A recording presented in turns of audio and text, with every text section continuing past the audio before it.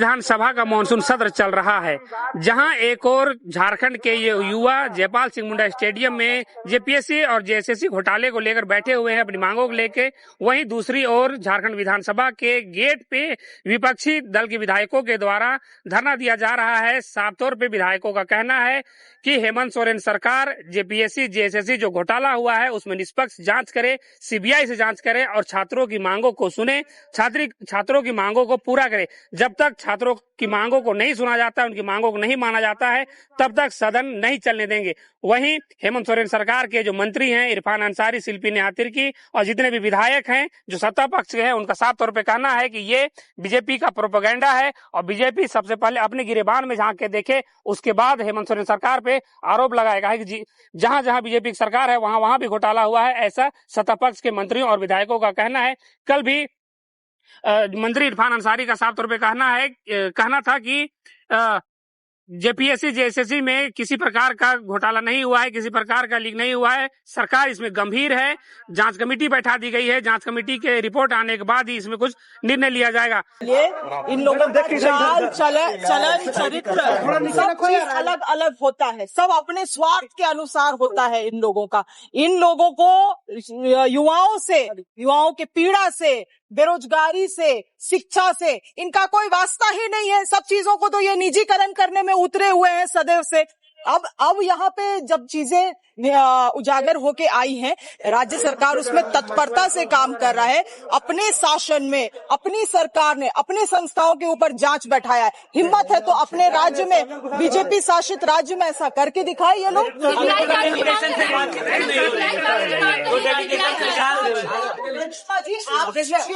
पूरे देश भर में 148 डॉक्यूमेंटेड केसेस है पेपर लीक के, एग्जामिनेशन इर्रेगुलरिटीज के। सीबीआई के पास क्लोजर रिपोर्ट कितने का है आप बताइए? क्लोजर रिपोर्ट कितने का है? मात्र 1 का।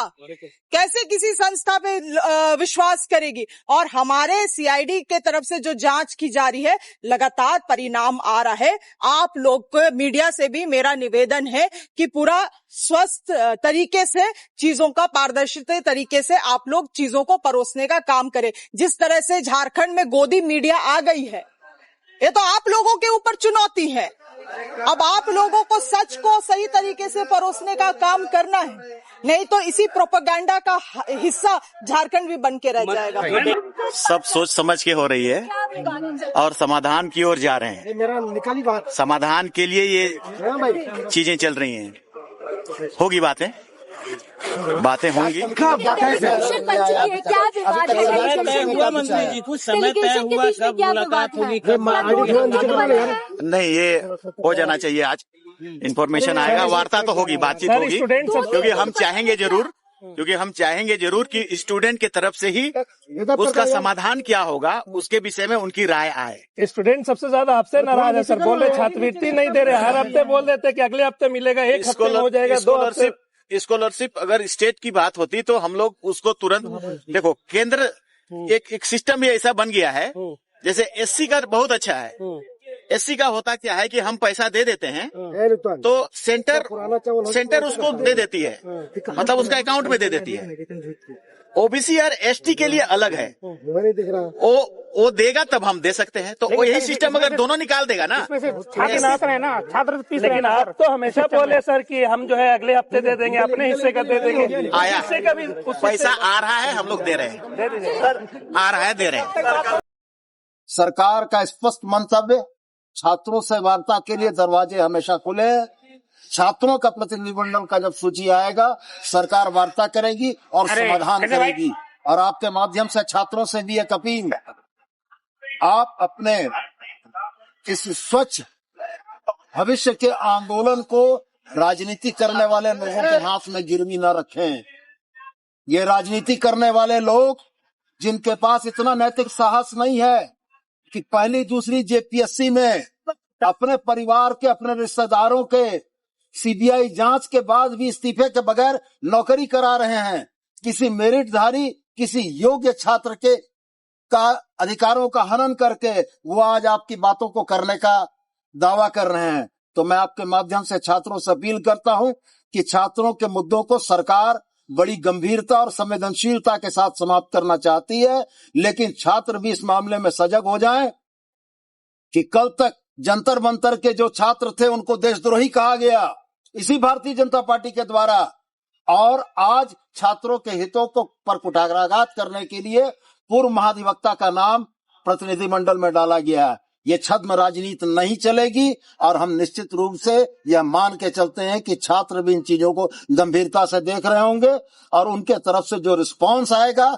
छात्रों का प्रतिनिधिमंडल जब सरकार से बात करना चाहेगा, सरकार उनसे बात करने को तत्पर है। पक्ष ये है कि बोल रहे हैं कि टेक्निकली वो जो है वो उस डेलीगेशन में, क्योंकि वो पहले से केस लड़ रहे हैं जेपीएससी और जेसीसी और चेयरमैन की सरकार। जंतर मंतर के प्रोटेस्ट में सौरभ दास और रंका गए थे, कपिल सिब्बल और प्रशांत भूषण नहीं गए थे।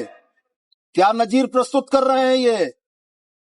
आज तक छात्र आंदोलन के प्रतिनिधि मंडल में किस पूर्व महाधिवक्ता का नाम देखा है आपने? मैं तो बोलता हूं स्पष्ट कि पूर्व महाधिवक्ता का नाम के ओट में बाबूलाल जी क्यों चिप रहे हैं? वो अपना नाम डाल दें। बात करने को हम लोग तैयार है। देखेंगे कि छात्रों के मुद्दे पर अपने परिवार के लोग जो पहली और दूसरी जेपीएससी में गड़बड़ियां करके नौकरी कर रहे हैं, उसके बारे में बाबूलाल जी का क्या कथन होगा, ये सामने देखने की बात होगी। राहुल छात्रों के लिए राहुल गांधी ने दरवाजे सबके लिए खुले हैं। राहुल गांधी जी यूपीए के नेता हैं। छात्रों की समस्याओं पर उन्होंने बात की, यह स्वागत योग्य है।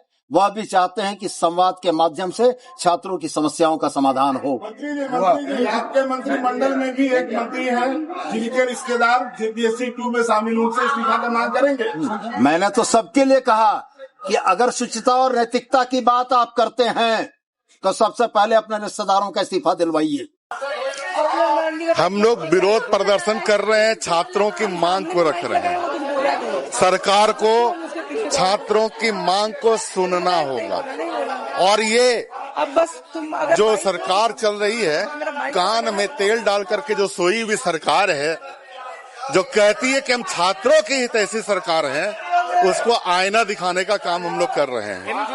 हमारी आंख और कान दोनों खुला है। कहाँ खुला है?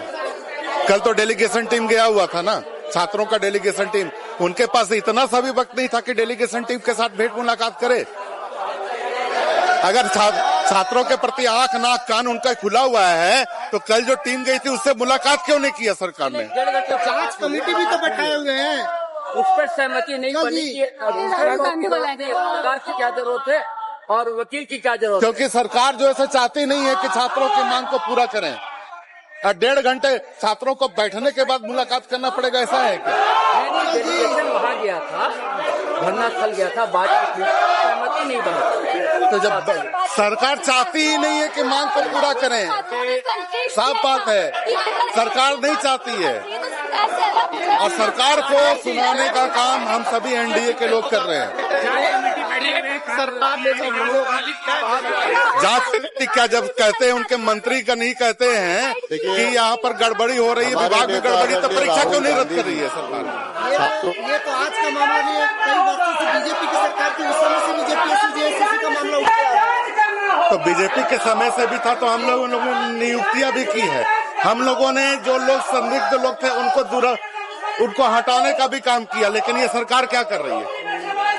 हमने कई बार परीक्षाएं भी रद्द की, हमने कभी सेटिंग नहीं करवाया, लेकिन ये 6 वर्षों से जो सरकार चल रही है, पिछले बार भी जेपीएससी हुआ था तो उसमें भी क्रमवार रिजल्ट निकाला गया था, सेटिंग नहीं था और क्या था? आज का जो दूसरा दिन सत्र क्या लगता है? हंगामेदार रहेगा, सत्र नहीं चलना। प्रतिनिधिमंडल बना है ना, तो अरे कोई क्या मतलब वो न्योता नहीं दिया जाता है। ये प्रोटेस्ट का नियम है, प्रोटेस्ट का नियम है कि भाई आपको जो इनवाइट किया है तो आप एक सकारात्मक रूप से आगे बढ़िए। अब जो है वहाँ पे 2-3 ग्रुप बच्चों का है, 2-3 ग्रुप बच्चों का है, तो कुछ बच्चे कहते हैं कि सिर्फ हमारा ग्रुप मिलेगा, कुछ बच्चे कहते हैं हमारा ग्रुप मिलेगा, कुछ बच्चे कहते हैं हमारा ग्रुप मिलेगा। भैया तीनों ग्रुप से आप जाइए, तीनों ग्रुप, स्टूडेंट तो स्टूडेंट होता है, हम तो ग्रुप में नहीं देख रहे, हम तो झारखंड के स्टूडेंट के रूप में देख रहे। आप उसमें तय करिए कि 11 लोग कौन रहेंगे, हम वार्ता करेंगे।